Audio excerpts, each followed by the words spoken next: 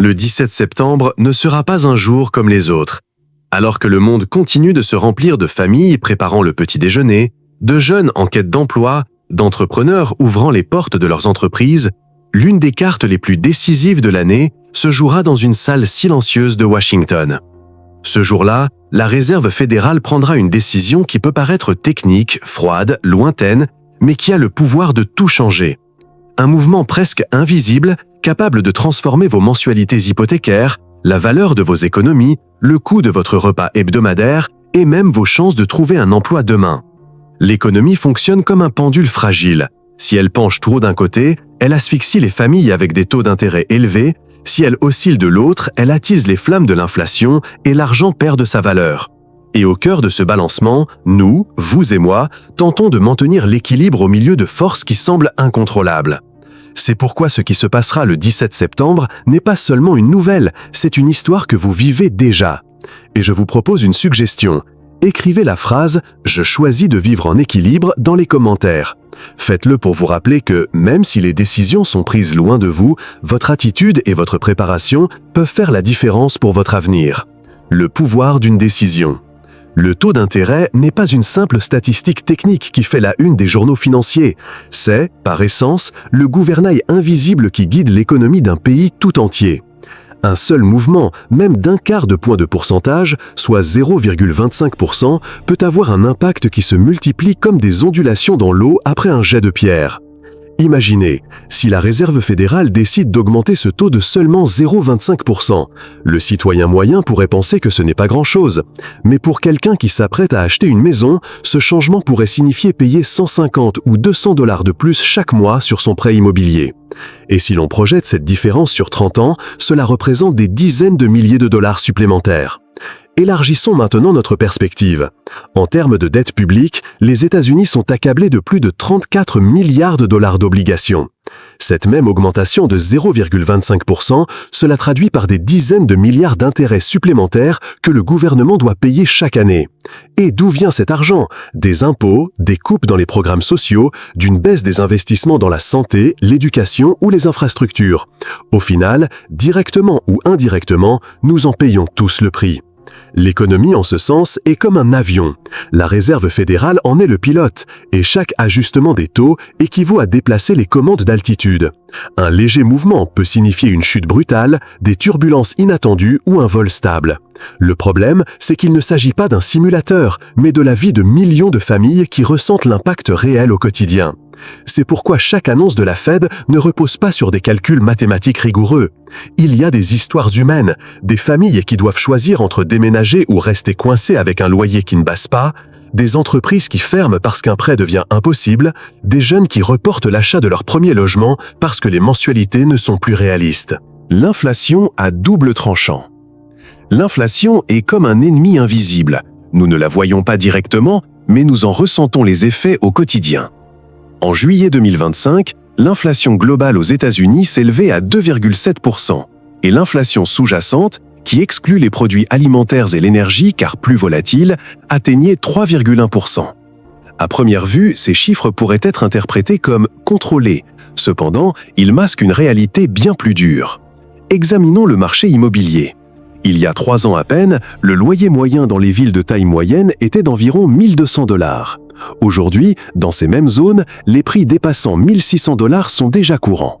Et dans les grandes métropoles comme New York, Los Angeles et Miami, les prix ont encore grimpé en flèche. Il en va de même pour les services de base comme l'électricité, l'eau et Internet. Tous ont continué d'augmenter régulièrement, même si le prix de l'essence ou de l'énergie baisse temporairement. C'est là que réside l'arme à double tranchant de l'inflation. D'un côté, certains prix se modèrent, ce qui procure un sentiment de soulagement. Par exemple, faire le plein d'une voiture coûte moins cher qu'il y a un an, car les prix du carburant ont baissé de près de 10%. Mais lorsqu'on examine les postes qui pèsent le plus sur le budget familial, comme le logement, le loyer et les charges, ce soulagement disparaît. Autrement dit, ce qui baisse, baisse lentement et ne dure pas longtemps, ce qui augmente, augmente fortement et se maintient. L'inflation fonctionne comme une fuite silencieuse dans un navire. L'eau s'infiltre goutte à goutte, et au début cela ne semble pas grave. Mais avec le temps, si elle n'est pas maîtrisée, elle peut faire couler le navire. Pour les ménages, cette fuite se traduit par une capacité d'épargne moindre, des salaires insuffisants et l'angoisse de voir leur argent diminuer chaque mois. Par conséquent, comprendre l'inflation n'est pas un simple exercice académique. C'est un acte d'autodéfense. Sachant que l'inflation sous-jacente reste supérieure à 3%, nous savons que, même si le monstre semble endormi, il respire encore. Et si la Fed assouplit trop sa politique, il pourrait se réveiller en force. L'emploi comme thermomètre. L'emploi a toujours été le véritable pouls d'une économie. Le PIB, l'inflation ou les taux d'intérêt peuvent paraître abstraits, mais ce qui mesure véritablement le bien-être d'un pays, c'est la capacité de sa population à trouver un emploi décent et stable. En juillet, le taux de chômage officiel s'est levé à 4,2%. Pour de nombreux analystes, ce chiffre paraît acceptable. On pourrait même le qualifier de sain. Mais ce n'est qu'une apparence. En y regardant de plus près, on découvre une autre statistique. Un chômage en expansion qui inclut ceux qui travaillent moins d'heures qu'ils ne le souhaiteraient ou ceux qui occupent des emplois mal rémunérés qui ne couvrent pas les besoins essentiels. Ce chiffre atteint 7,9%. En pratique, cela signifie que des millions de personnes non seulement cherchent du travail, mais sont prises au piège d'une sorte de vide juridique. Les diplômés finissent par accepter des emplois inférieurs à leurs compétences. Les jeunes travaillent en CDD et les parents ont besoin de 2 ou 3 emplois pour subvenir aux besoins de leur foyer. Le marché du travail devient alors le miroir d'une vérité dérangeante. L'économie peut croître selon les indicateurs macroéconomiques, mais pas nécessairement sur le marché du travail. Le deuxième trimestre 2025, par exemple, a enregistré une croissance du PIB de 3,0%. Mais si cette croissance ne se traduit pas par des emplois de qualité, elle est comme un arbre qui pousse vers le haut sans consolider ses racines. Un chiffre encore plus révélateur est celui des offres d'emploi. En juin, on comptait 7,43 millions de postes vacants, un chiffre bien inférieur à celui des années précédentes où l'économie en offrait presque le double. Cela signifie moins d'opportunités et pour chaque poste vacant, davantage de personnes se disputent. Résultat, des salaires stagnants, une stabilité affaiblie et un sentiment croissant d'incertitude.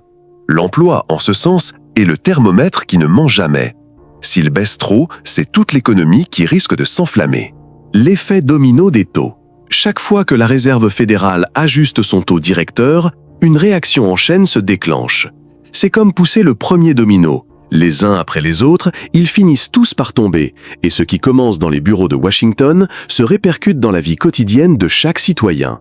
Actuellement, le taux des fonds fédéraux se situe autour de 4,33%. Ce chiffre peut paraître technique, mais c'est la base sur laquelle les banques calculent leurs frais. En pratique, cela signifie qu'une carte de crédit peut facilement dépasser 20% d'intérêt annuel et qu'un prêt personnel peut atteindre des niveaux encore plus élevés. Cela crée un cercle vicieux. L'endettement devient plus coûteux, les familles payent plus d'intérêts et ont moins de marge de manœuvre pour épargner ou dépenser. Si quelqu'un payait auparavant $200 d'intérêt mensuel sur sa carte, il pourrait aujourd'hui facilement payer 250 ou $300. Et cette différence, bien qu'apparemment minime, se transforme avec le temps en boule de neige qui grossit régulièrement. À cette dynamique s'ajoute la rigidité des banques. Lorsque les taux augmentent, les institutions financières deviennent plus strictes. Elles réduisent les limites de crédit, exigent davantage de garanties et facturent des frais plus élevés. Autrement dit, plus vous avez besoin de flexibilité, plus la barrière du crédit devient difficile. N'oublions pas l'impact sur les prêts hypothécaires. Un taux élevé sur les obligations du Trésor à 10 ans, également autour de 4,3%, se traduit directement par des mensualités plus élevées pour les prêts hypothécaires à 30 ans. Une famille qui rêvait d'acheter une maison à $300 000 se retrouve désormais avec une mensualité supérieure à $2 000. Et pour beaucoup, ce simple chiffre suffit à transformer un rêve en imposture. L'effet domino des taux ne s'arrête donc pas au graphique de la Réserve fédérale. Il touche les cuisines, les portefeuilles et les projets d'avenir de millions de familles. Cela nous rappelle qu'en économie, chaque geste, aussi petit soit-il, peut transformer radicalement le quotidien. Le marché immobilier gelé. Le marché immobilier a toujours été considéré comme un pilier de stabilité et de richesse pour les familles. Pendant des décennies, acheter une maison signifiait non seulement avoir un toit sûr, mais aussi se constituer un patrimoine à long terme. Cependant, dans le contexte actuel, acquérir une maison est devenu une mission quasi impossible. Prenons des chiffres concrets. Il y a quelques années à peine, lorsque les taux hypothécaires avoisinaient les 3%, une famille pouvait financer une maison de 300 000 $ avec une mensualité d'environ 1 300 €. Aujourd'hui, avec des taux proches de 7%, ce même bien nécessite plus de 2 000 $ par mois. La différence est flagrante, on parle de 700 $ supplémentaires par mois, soit plus de 8 000 $ par an. Cet écart exclut non seulement des milliers d'acheteurs potentiels, mais crée également un effet de gel sur l'ensemble du marché. Pourquoi? Parce que les vendeurs, déjà titulaires de prêts hypothécaires à taux bas, hésitent à déménager. Conserver son prêt immobilier à 3% est bien plus rentable que de vendre et d'en contracter un nouveau à 7%. Conséquence, le stock de logements à vendre diminue, l'offre se contracte et le marché entre dans une sorte de pause forcée. L'impact de ce gel va au-delà des acheteurs frustrés. Il affecte les agents immobiliers qui concluent moins de transactions, les constructeurs qui réduisent leurs projets et même les secteurs connexes comme l'ameublement, la rénovation et l'électroménager. Lorsque le marché immobilier est paralysé, c'est toute l'économie locale qui ralentit également. Dans ce contexte, le marché immobilier fonctionne comme une horloge à bout de souffle. Tous les rouages sont en marche, mais aucun ne bouge. Et tant que les taux ne baisseront pas ou que les salaires n'augmenteront pas suffisamment, cette horloge continuera de tourner, entraînant une économie à l'arrêt. PME sur la corde raide. Si le marché immobilier se fige, les petites et moyennes entreprises, PME, ressentent une secousse constante. Ces entreprises sont le véritable moteur de l'économie. Elles génèrent près de 50% de l'emploi privé aux États-Unis et représentent plus de 40% du PIB. Cependant, elles sont aussi les plus vulnérables en cas de hausse des taux. Imaginez une boulangerie de quartier. Elle doit rénover ses fours pour augmenter sa production et répondre à la demande. Il y a quelques années, elle pouvait demander un prêt à des taux d'intérêt raisonnables et assumer la dette sans compromettre sa stabilité. Aujourd'hui, avec des taux d'intérêt de 7 ou 8%, ce même prêt est devenu prohibitif. Ce qui était autrefois une opportunité de croissance est désormais un risque financier. Le même dilemme se pose à un atelier de mécanique qui souhaite embaucher un employé supplémentaire ou à un magasin qui cherche à s'agrandir en s'agrandissant. Les banques, endurcies par la hausse des taux, exigent davantage de garanties, pratiquent des taux d'intérêt plus élevés et réduisent les conditions. Résultat, des projets qui ne voient jamais le jour. Lorsque les PME ne peuvent pas investir, l'innovation est freinée, les quartiers perdent leur dynamisme et l'emploi local s'affaiblit. Chaque point supplémentaire de taux d'intérêt devient un obstacle pour des milliers de familles qui dépendent de ces petites entreprises. Et le plus inquiétant est que, contrairement aux grandes entreprises, les PME n'ont pas accès au marché financier ni aux lignes de crédit internationales. Leur survie dépend des banques locales et de leur capacité à générer des flux de trésorerie positifs mois après mois. Par conséquent, lorsque la pression se resserre, elles sont les premières à tomber. Cependant, l'histoire montre que même en temps de crise, les graines de la résilience et de la prospérité peuvent germer. De nombreuses entreprises trouvent dans l'adversité l'étincelle pour se réinventer, optimiser leurs processus et découvrir de nouvelles voies de croissance. Et si vous ressentez cette vérité, j'aimerais que vous écriviez dans les commentaires la phrase « Je suis prospère et j'attire la richesse ». Que ce ne soit pas seulement un mantra, mais une affirmation de confiance, car même dans la tempête, il y a toujours une porte ouverte vers l'abondance. Le jeu des marchés. Les marchés financiers sont comme un échiquier. Chaque mouvement des taux d'intérêt déclenche des réactions en chaîne qui affectent non seulement les investisseurs professionnels, mais aussi les citoyens ordinaires. Lorsque la Réserve fédérale augmente ses taux, un phénomène immédiat se produit. Les obligations du Trésor commencent à offrir des rendements plus attractifs. Imaginez une obligation à 10 ans qui rapportait auparavant 3,5% et qui offre désormais 4,3%. Pour un investisseur prudent, la différence est énorme. Il s'agit d'une garantie contre le risque boursier garantie par l'État. Le résultat, des milliards de dollars quittent les actions pour se diriger vers les obligations. Cette fuite de capitaux provoque une volatilité sur les marchés boursiers. Des indices comme le S&P 500 ou le Nasdaq peuvent perdre des centaines de points en quelques semaines. Et ce qui n'est qu'un titre de presse pour certains, signifie pour des millions de personnes la chute de la valeur de leurs fonds d'investissement et de leur plan de retraite. L'ironie est que même ceux qui investissent en obligations souffrent lorsque les taux augmentent trop rapidement. Pourquoi? Parce que le prix des obligations existantes chute. Si quelqu'un a acheté une obligation à 3% il y a un an, cette obligation vaut moins aujourd'hui, car les nouvelles obligations rapportent plus. Autrement dit, même la recherche de sécurité entraîne des pertes inattendues. Le jeu des marchés nous rappelle donc qu'il n'existe pas de valeur refuge absolue. Chaque action, chaque décision de la Fed crée des gagnants et des perdants. Et sur ce tableau, même ceux qui croient jouer sur le long terme découvrent que la stabilité a un coût caché. Un dollar fort, un exportateur faible. À première vue, un dollar fort semble être une bénédiction. Une monnaie forte est synonyme de confiance internationale, de stabilité financière et d'un pouvoir d'achat accru à l'étranger. Mais comme pour tout en économie, ce qui est gagné d'un côté est perdu de l'autre. Aujourd'hui, l'indice du dollar par rapport à un panier de devises reste élevé. Cela signifie qu'un produit américain, autrefois vendu 1 000 € en Europe, peut désormais coûter 1 100 € ou plus, sous le seul effet du taux de change. Le résultat est clair, les produits deviennent plus chers et les acheteurs étrangers réduisent leurs commandes. Des secteurs comme l'agriculture, l'automobile et la technologie en sont directement affectés. Un agriculteur qui exporte du soja en Chine reçoit moins de dollars pour la même quantité de céréales. Un fabricant de machines voit ses équipements devenir moins compétitifs par rapport à des alternatives moins chères en provenance d'Europe ou d'Asie. L'impact se reflète dans les chiffres. En 2024, les exportations américaines ont chuté de 5,6% sur un an, principalement en raison de la vigueur du dollar. Et lorsque les exportations chutent, la production locale en pâtit, affectant à la fois les travailleurs et les petites communautés qui dépendent de ces industries. Un dollar fort est, en ce sens, une arme à double tranchant. Il nous assure la stabilité financière, mais affaiblit la compétitivité internationale. C'est comme un bouclier brillant, mais trop lourd pour être utilisé rapidement. Les opportunités d'un retour. Dans l'économie, les retournements de situation de la Réserve fédérale sont comme des changements de marée. Lorsque la marée se retire, elle révèle des opportunités jusque-là cachées. Si la Fed commence à baisser ses taux d'intérêt, une fenêtre d'opportunité unique s'ouvre à ceux qui savent les anticiper. Il ne s'agit pas de simples dixièmes de points de pourcentage sur un graphique, mais de mouvements qui peuvent transformer radicalement les perspectives financières de millions de familles et d'entreprises. Prenons l'exemple d'un prêt immobilier. Une famille qui a contracté un prêt il y a 2 ans à 7%, remboursant plus de 2 000 $ par mois, pourrait réduire ses mensualités de plusieurs centaines de dollars si elle parvient à refinancer lorsque le taux descendra à 5%. Sur une période de 30 ans, cette différence peut représenter une économie de plus de 100 000 $. Les opportunités s'étendent également au monde de l'investissement. Les secteurs les plus sensibles au taux, comme l'immobilier et la technologie, sont souvent les premiers à réagir. Une baisse des taux rend le crédit moins cher pour les entreprises du bâtiment et de la technologie, stimulant ainsi des projets qui semblaient auparavant non viables.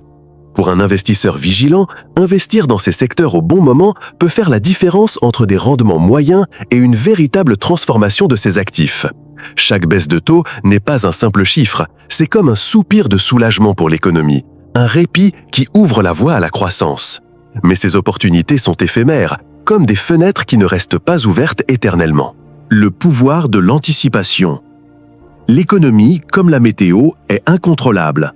Aucun citoyen ordinaire n'a le pouvoir d'arrêter une tempête financière ou d'accélérer la reprise. Mais ce qui est entre nos mains, c'est la préparation. Le pouvoir de l'anticipation réside dans la capacité à agir avant que l'opportunité ne se présente. Avoir les documents nécessaires pour un prêt immobilier ou un refinancement peut faire la différence entre profiter de la baisse des taux ou rester les bras croisés. Il en va de même pour les investissements. Diversifier ses placements avant la tempête permet de résister à la chute d'un secteur et de surfer sur la vague d'un autre. Un exemple clair est celui de ceux qui, avant la crise de 2008, avaient réparti leur argent entre obligations, actions et actifs tangibles comme l'or. Alors que des millions de personnes ont vu leurs économies s'évaporer, elles ont non seulement résisté, mais prospéré. Anticiper, ce n'est pas prédire l'avenir, c'est se construire une couverture solide avant qu'il ne commence à pleuvoir. Aujourd'hui plus que jamais, dans un monde d'informations instantanées, les mises à jour constantes deviennent un avantage. Ceux qui comprennent que l'inflation sous-jacente reste élevée, que la vigueur du dollar affaiblit les exportations ou que l'emploi montre des signes de faiblesse ne restent pas paralysés, ils se préparent à agir dès que la situation s'inversera. Dans la vie, comme en économie, la passivité a un coût. Il ne s'agit pas d'attendre que l'opportunité frappe à la porte, mais plutôt d'être prête à la saisir dès qu'elle se présente. Et je vous invite ici à écrire dans les commentaires « Je suis prêt à recevoir l'abondance », car l'abondance ne surgit pas de nulle part, elle est attirée lorsque l'esprit, le cœur et les décisions sont alignés pour la recevoir. Ce qui se passera le 17 septembre restera dans les mémoires comme un tournant dans l'histoire économique récente. Mais au-delà des chiffres, il y a la réalité de millions de personnes qui chaque jour cherchent à équilibrer leurs rêves et leurs finances. La Réserve fédérale décidera, mais vous aussi, vous décidez comment réagir. Vous pouvez rester immobile ou anticiper, apprendre et agir intelligemment. Si ce message a résonné en vous, c'est que vous êtes prêt pour le prochain chapitre. Abonnez-vous et rejoignez-moi dans ce voyage. L'économie ne se résume pas à des chiffres, c'est l'histoire de votre vie et ensemble, nous pouvons l'écrire avec détermination.